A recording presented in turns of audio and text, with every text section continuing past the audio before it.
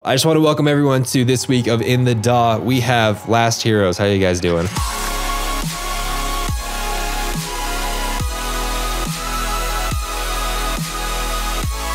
Good. Woo! We have Brian and we have Garrett. So, I mean, which one is the first Last Hero and which one is the last Hero? I'm older, so yeah, maybe sure. I'm the first one. Okay, so Brian's the first Last Hero. Yeah.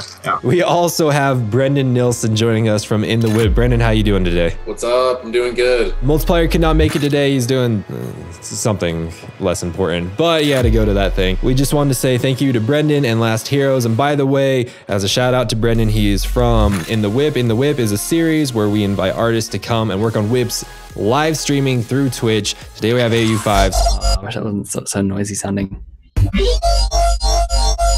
That's pretty cool. So if you missed that by the time this episode comes out, go ahead and check that out and stay tuned for people coming through. Anything else that you want to say, Brendan? Yeah, we've had a lot of cool people. We had Clockvice, Vorso, now we got AU5. We've got Culture Code coming on. Basically, it's a way to be able to see your favorite artists working in real time on new songs that haven't come out yet. You can even give feedback, help create the songs. It's pretty freaking cool. So come and hang out. Thick Boy Thunder is the channel, and I hope to see you around. And really quick before we get into it, here's a word from our sponsors. This episode of In the DAW is sponsored by Isotonic, who makes really innovative Max for Live devices. They sent over one of their new Max for Live devices called Iota. This thing is a granular spectral looper. Now what does that mean? So of course in this episode of In the DAW we are breaking down Last Hero's song Dimensions. Let's go ahead and remind ourselves what that sounds like. Ooh, that's pretty. Okay, so let's take this and throw it into a granular spectral looper. So all you have to do is grab an audio file and drag it into here and select the section of the song that you want to loop. So now we can go in and select certain parts of the frequencies and I'll start looping it. You can have multiple loops going on at the same time. One of my favorite things to do is to select an entire frequency band of the song and then have that moving over time. Put on a fade. A little bit of slope. Maybe some delay.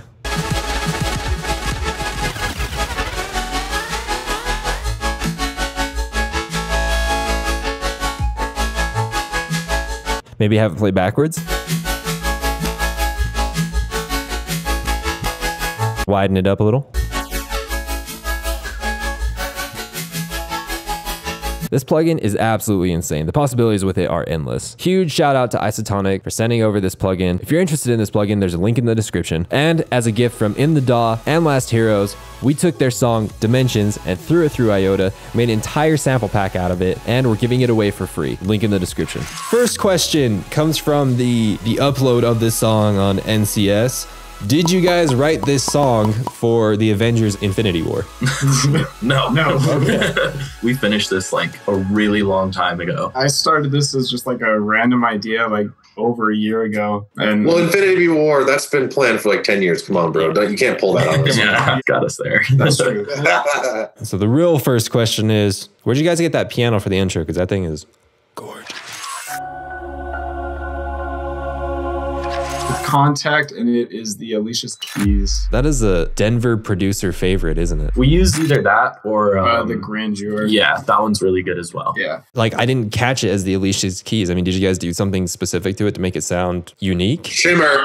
I knew it. Yeah, sorry, it's frozen right now. Just EQing, delay, basic compression, and yeah, use Valhalla Shimmer on it, which just kind of adds that really atmospheric feel to it. How did you guys go about composing it melodically? I started it out completely in C minor, but then just kind of messing around, I changed the first chord, or C sharp minor, sorry. I changed the first chord to major rather than minor, which gives it kind of that like more mystical feeling to it. So like, you know, the difference between having, you know, the first chord being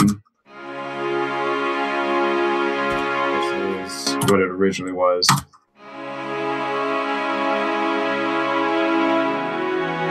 That kind of slight change affects the feel of the song overall. And then I just made a melody around it. So you started off with the chord progression in C sharp minor, and after you got the chord progression down, then that's where the melody naturally evolved from. Yeah. So when you do that, when you do try to meld the melody out of the chord progression, do you literally just copy the MIDI clip over and then just start like taking away the parts of the chord progression and leaving the melodies? No, I've been playing piano for a really long time and know a lot of music theory. So a lot of times I'll just let like the chords play in the background, and then just on a MIDI keyboard, I'll just mess around with melody ideas and stuff with notes that are in the key and go from there. You're one of those guys that actually know what they're doing. You've got 2 shimmers open. Is there any way you could unfreeze that and show me like what you did within Shimmer? I'm just curious at how you use that reverb. I think one of them is a vintage, isn't it? Yes. Yeah, one of them is... Oh, I can't see. Really not anything crazy. Just that's honestly probably the default way that it is. And then I just set the mix knob to what I want it to. You didn't mess with the low cut on that one either. No, usually. I should have. Yeah. The vintage verb is just, it's actually, it's up pretty high, but it's on Can I hear that soloed? Oh, that sounds great. So you use basically octaves to have that really hit and make that a really powerful lead piano sound. The octaves are hitting at different velocities too. The higher notes are hitting at a harder velocity so that they stand out more. Where did the choir come from? The choir was good. It's a good choir. This one's Omnisphere. I think when we started this one, like I had just gotten Omnisphere, so there's just a bunch of Omnisphere crap just kind of everywhere in this song because I just kept messing around with it. I was like, oh, that sounds cool.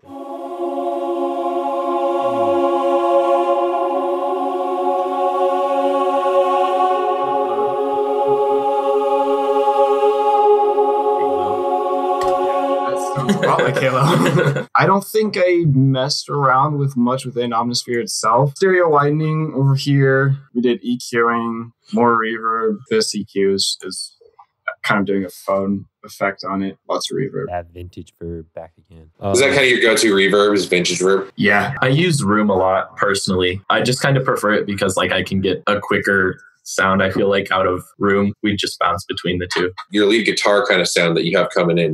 Was that a synth? Is that a guitar? That's also Omnisphere. Oh, nice. EQing, an auto filter on it that is opening up. Ooh, nice portamento. Did you guys add that? Yeah, so turn on the glide over here and then just have the notes overlapping where they slide. I want to get on this chair, man. It's so expensive though. It's like $500. Oh, yeah. That's a lot of diapers, man. It's a lot of McDoubles. That's like 300 McDoubles. The super saw sound design. Let's just punch it right in the throat. It's also Omnisphere. Yeah, all of the whole song's Omnisphere. Let me collapse everything real quick. Cool. If everything's open and you press S, it'll all collapse. I didn't know that. I've just been using Alt the entire time just to click on stuff. So do you want us to start with the basses or the saws? Ooh, that's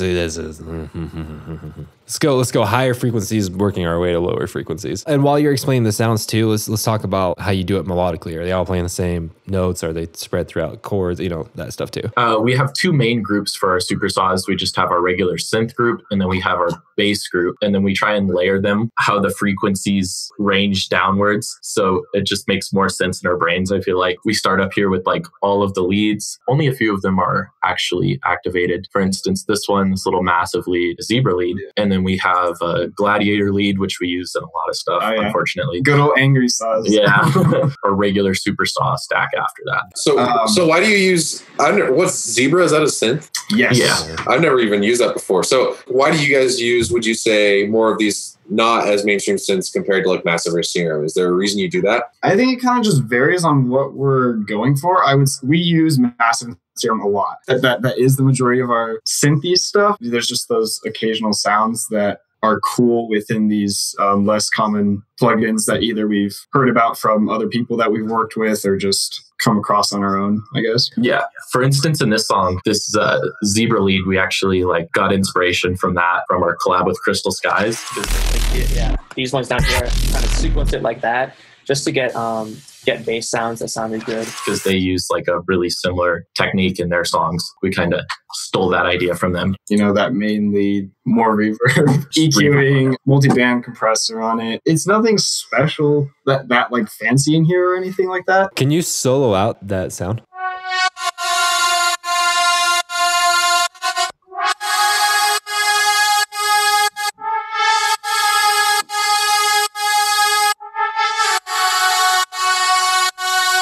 Now, is that automation happening on a group level or on an individual level? That is group. That's all this stuff. Yeah, that's what I was wondering. So what are you using to do that? All that stuff on there. Auto panning, which is doing the wavy LFO effect on there. And then we just have the rate automated in different spots. The amount of that is being turned up in those specific parts. Can't speak today. And then low pass filter. So that's just kind of like making a little softer cut when the auto pan's coming in and out. Yeah, a lot of that was also cool just because it sounded cool with the basses. The basses don't have that same auto filter in those parts, so you hear the basses more noticeably in those fills, which sounded cool. On the writing process, you got one lead, you're like, ooh, that's nice. And then you kind of like, you create a new instrument, brought the MIDI down, found another song, ooh, that's nice. And then so on and so forth. And then on the group level is when you decided to automate all of them to make it feel like one big cohesive thing. Yeah. And I'd also like to add as a side note for like all the producers out there that might be trying to make super saws and stuff like this. This is way too much. Don't do this much. You can push as much sound or even more out of lower amounts of patches than this. It's like way too much. So just keep that in mind that we really overdid it for this song. And a lot of our other songs aren't this many layers. This one just kind of fit well together and we were able to EQ it correctly. So it did sound good, but like usually this is pretty overkill. Which beckons the question, what in this super saw do you feel like is redundant, isn't necessary? The extra lead layers are kind of redundant. This one probably didn't need to be there. My guess is that when we were working on it, it started out more noticeable and then we just ended up turning it down more anyways, which happens a lot of the time. Yeah. And you can also see on the right side of the screen here, this one's down 8 decibels and the other one's down 11. So, and then the actual main lead that's used here is fillers more than anything. Yeah, here's that one.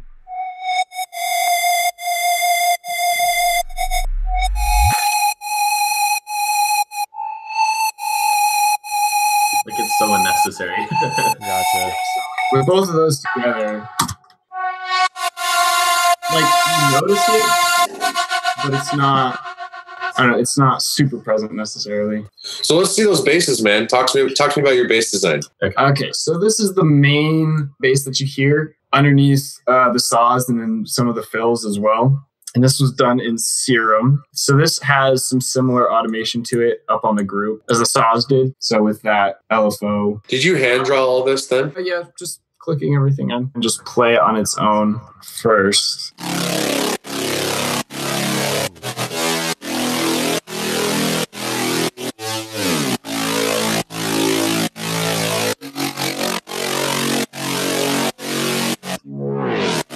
OTT and then two more multi-bands.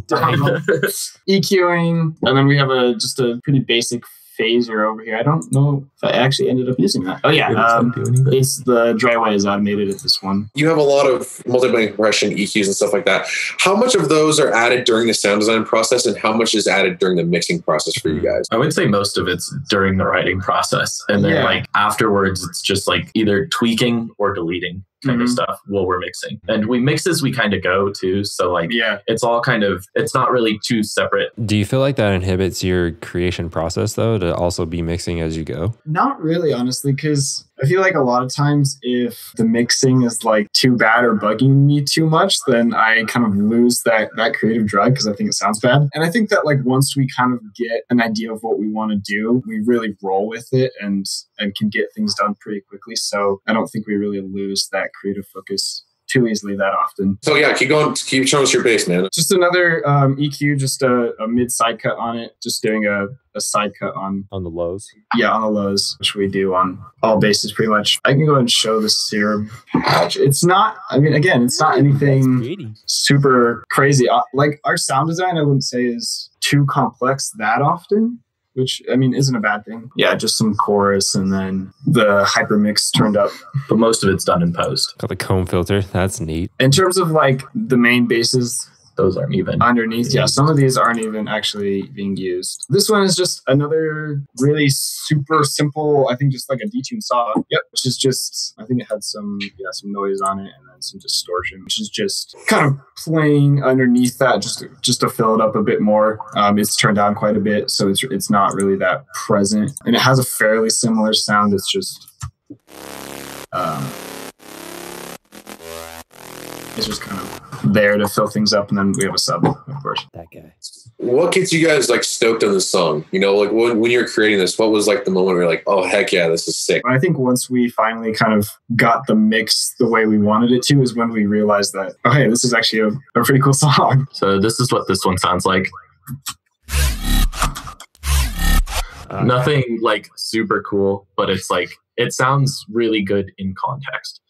I'd say that we really don't do our sound design like this much anymore. Like with the crazy comb filters, I usually like to do that now in like post with like phasers or like frequency shifters or in like the effects tab filters and using the comb filter and the filters. I don't like to do this. I usually actually do the normal, and then I do like a high pass. It cuts out some of the lows. The sub kind of shine through a little bit more. I found this random like wavetable. I don't know where. It sounded really neat. So I just kind of automated it with an LFO to a bunch of different things. It's not really super complex sound design, but it sounds nice. So that next little bass stab that's like at a minute 52, and this was a question I was going to ask you. Yeah, I think it's that one right there. That was cool. What's going on with that guy? That's one of Garrett's old ones, if you want to walk through that one. This one was actually in massive, which doesn't happen that often. Ever. Yeah, pretty much all of our growls and bass fills are done in Serum. Or audio. No. Yeah. Guys, should we just have a funeral for Massive? We'll get all the producers together and Skrillex can say a few words, and then we'll just we'll just put him to rest finally. We still use it for super saws, so if that means anything. This one's super old, and I just went back and changed a bunch of stuff about it and just messed around with it and did some EQing, did a little bit of phaser automation, multi-band compression. I mean, it looks like there's a lot going on in here, but there's really not. Yeah, this is just a super simple LFO doing lots of stuff over here. If you still produce in Massive or like make sounds and stuff, it's really important to mess with your voicing tab, the little unisono stuff next to the max thing there. That's really cool. And then if you do this neat trick where you turn on the pitch cutoff and like bring it over a tiny bit to the right, that can give you a cool sound. And then what I did on this one is after doing that, go over to here and do restart via gate. And it basically puts all of those voices going at the same time, which gives it that really big phasey sound. There's like a snare or tom or something in the intro, and the delay is really cool. Would you guys show me how you did that delay? Yeah, it's a bongo. Yeah, that sounds so good. So yeah, that's just EQing and then a ping pong delay, which has the feedback turned way up. Shimmer again, and then more venture. Trusty Shimmer. I messed around with this one a little bit, so it starts out. I think, so all of these are playing the same pitch initially, and then once it goes into this break here. I messed with the pitch on them to kind of give it a melodic sound while everything else is playing. So those are moving up and down as this is going, which sounded cool with the rest of the chords and melodies playing along with it. Speaking of like the whole reverb, because we have seen a lot of reverb, which is not a bad thing. It's probably not a good thing. We probably use it too much. That's totally fine. I love reverb. You guys use a lot of it, which is awesome. But I found when I use a lot of reverb, things get really messy really quickly. So how do you manage that? Because it doesn't sound like too much in your song. A lot of it is having variations in how much the reverb is on each individual sound, obviously. That makes a pretty big difference. Messing with the low and high cut of your reverb so that you can have that wet signal in a specific part of the frequency range, so that it's where it might be already super full somewhere else. You just want the reverb, like, say, in the higher frequencies. I also feel like a lot of our sounds, like they're not really generally in the same like frequency range. We have different layers for different frequencies. Having those kind of helps separate. We have good EQing and like stuff like that, which helps clean everything up as well. Nothing's really clashing too much, and it kind of everything has its own room to breathe. One more thing I just want to add on is within the reverbs, well, I mean, specifically Vintage Verb just because it has this, but messing around with the different modes for different sounds using these different modes because they are significantly different. So like chamber will sound completely different from concert hall, which kind of gives each sound that has reverb, it puts the reverb kind of in its own place. Like I've noticed that the concert hall mode is way more wide and stereo than the chamber. So if you kind of wanted to blend those together, for example. Fantastic. A lot of the people that follow this channel are producers. What would you say to them, having released some songs through NCS, having had success? What would you say to them are some of the more important things for them to learn and to focus on when they're growing and learning? And, what would you have them know, and what should they focus on learning? Mixing. Everybody that sends me songs has terrible mixing. Just EQ a lot of stuff. Kind of the importance of finding where each sound sits in your song in terms of frequencies, having it in a good spot. Try and keep things simpler if you can to achieve what sound you're going for, because a lot of times people do, especially with supersaw stacks and stuff like that, is they'll do tons and tons of layers to achieve a sound that could have been done with 2 layers, for example. Just kind of keeping things simpler, and then that makes mixing a lot easier. Do you guys have any like specific mixing resources that you would go to learn for someone who's new? How we learned was just kind of getting in the studio with people that are better than us and like who really have an ear for this kind of stuff, and like collaborating on different tracks with people. AU5 helped us out a lot in terms of like production when we first worked on Lush. I feel like our Crystal Skies collab was really neat, helped us learn a lot too. Stuff like that is really important. Just a lot of trial and error. You'll learn things over time, and just listening to other people's music and kind of getting an idea of, like, I wonder how they did that, and not copying other people, but listening to learn, basically. Yeah. If you woke up tomorrow and everyone forgot about this, you wanted to re-release this song, is there anything that you would do differently to put it back out? One thing is I probably would have added an actual build here. I think, because originally this was just like a placeholder before the second drop, just kind of was like, oh, that sounds cool, I'll add more build up elements later, and we just ended up leaving it because it still sounds fine. I think it would have been cool to do another build up. And then again, making the super saws not so excessive, making them a little bit more just simple but more powerful. Maybe some like cooler little bass design and stuff like that, because we're a lot better at that now. Would you like our feedback on your song? Yes, please. Yeah. Correct me if I'm wrong. Okay, first off, by the way, this is a really good thing for giving feedback in general to anyone. It's called the compliment sandwich. Do you guys know what the compliment sandwich is? Yes. You give a compliment and then you roast them, and then you give them like super roast them, like make them quit. No, I'm kidding. You say something you like, something that they could change, then something you like, right? Top part of the sandwich. I love this song because it sounds like something that I would see that would be interdimensional. So otherworldly. It's really good. It's very, very galactic-y. Avengers Infinity War.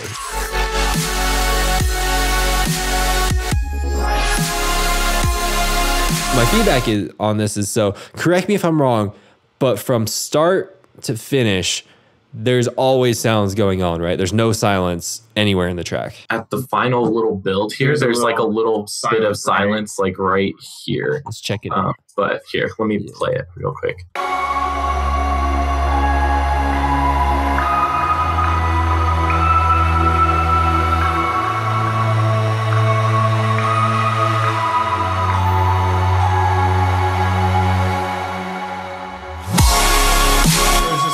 Small break. There's a little bit of reverb that leads over, but it's generally silent. There's gotcha.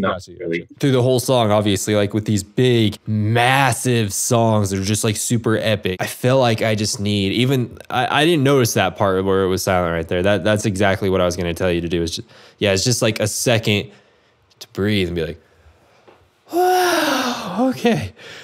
Let's do this again. I guess a really, really good example that I can include in the editing. So Crywolf and his song, Neverland.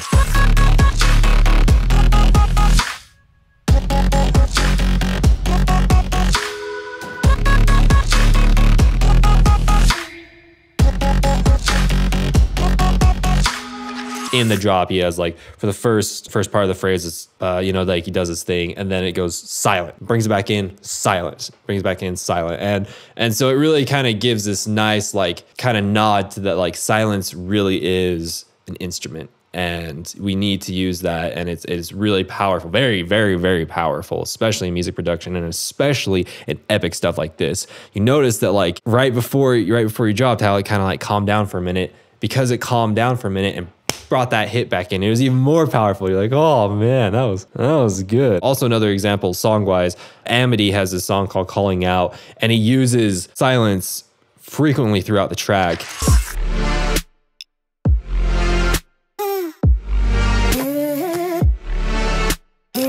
And it's so powerful. So that is literally the only piece of feedback that I have, is just like, I just need just a little bit more breathing room. Something that I absolutely like totally loved about this song, and I think was definitely a fan favorite from reading in the NCS comments, but the very orchestral, like, it's not too orchestral though. It's just this very peaceful mix of piano, guitar, strings. It's very it's like pop orchestral, where it's not too orchestral, but it's just like the right amount. Mm-hmm. That sounds really good, and I like that sound. You guys do it well. I would stick with that. You know what I mean? That's really that's something that's a little like, it's very unique. Even in a lot of melodic dubstep I've heard, not many people have gotten it quite as good as you have. It sounds really good.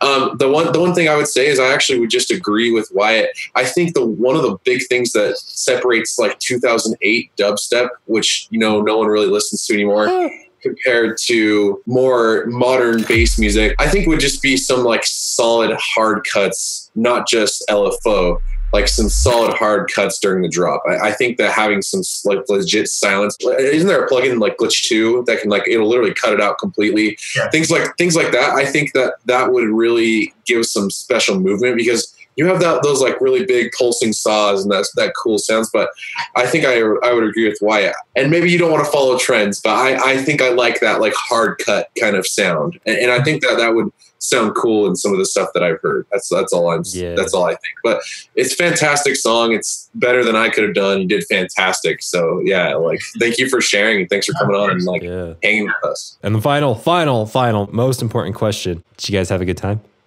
Oh yes, yeah, of course, absolutely. Any final words? Anything you want to push? Listen to us on Spotify. Yeah. Follow us on Twitter. Follow us on Instagram. Also, it really helps to throw their song into playlists. Yes. So if you guys just make a playlist, throw their song into it, it's going to help them a lot. A huge thank you to Isotonic for sponsoring this episode of In the DAW. Again, if you're interested in IOTA, there's a link in the description. I just want to remind everyone about the free sample pack that we did with Last Heroes being thrown through IOTA. And I'm just going to go through some of the samples that we made so you can see what you can expect from the sample pack.